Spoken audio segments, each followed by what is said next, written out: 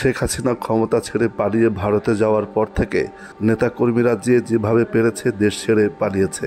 এই তালিকায় রয়েছেন কুমিল্লা ৬ আসনের আওয়ামী লীগের সাবেক এমপি বাহাউদ্দিন বাহার এবং তার মেয়ে, কুমিল্লা সিটি কর্পোরেশনের সাবেক মেয়র, কুমিল্লার রসমালাই নামে খ্যাত তাহসিন বাহার সূচনা।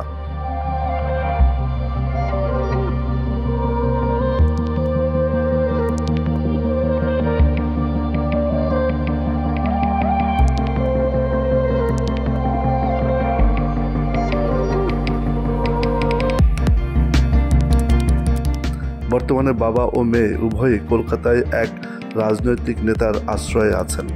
ভারতের একটি গণমাধ্যম সূত্রে জানা যায়, সীমান্ত পেরিয়ে তারা কলকাতায় এক রাজনৈতিক নেতার বাড়িতে প্রতিদিন 10,000 রুপির বিনিময়ে থাকা খাওয়ার বন্দোবস্ত পেয়েছেন। সংবাদ মাধ্যমটির দাবি, ভারত থেকে লন্ডনে গিয়ে রাজনৈতিক আশ্রয় নিতে পারেন তারা। আরও জানা গেছে, গত 29 আগস্ট রাতে কুমিল্লার বুড়িরচং উপজেলার চারানল সীমান্ত দিয়ে ভারতে প্রবেশ করেন তাহসিন বাহার সূচনা। এরপর থেকে সোশ্যাল মিডিয়ায় যথেষ্ট সক্রিয় হন তিনি।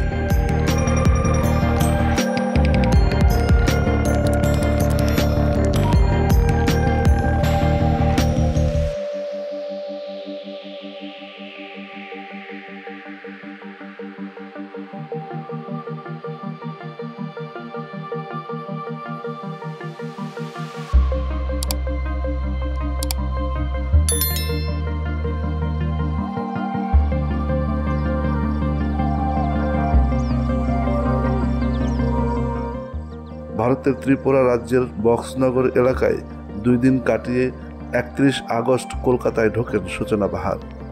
অবৈধভাবে ভারতে প্রবেশের জন্য তাদের সহযোগিতা করেন প্রভাবশালী আওয়ামী লীগ নেতার ঘনিষ্ঠ এক ব্যবসায়ী।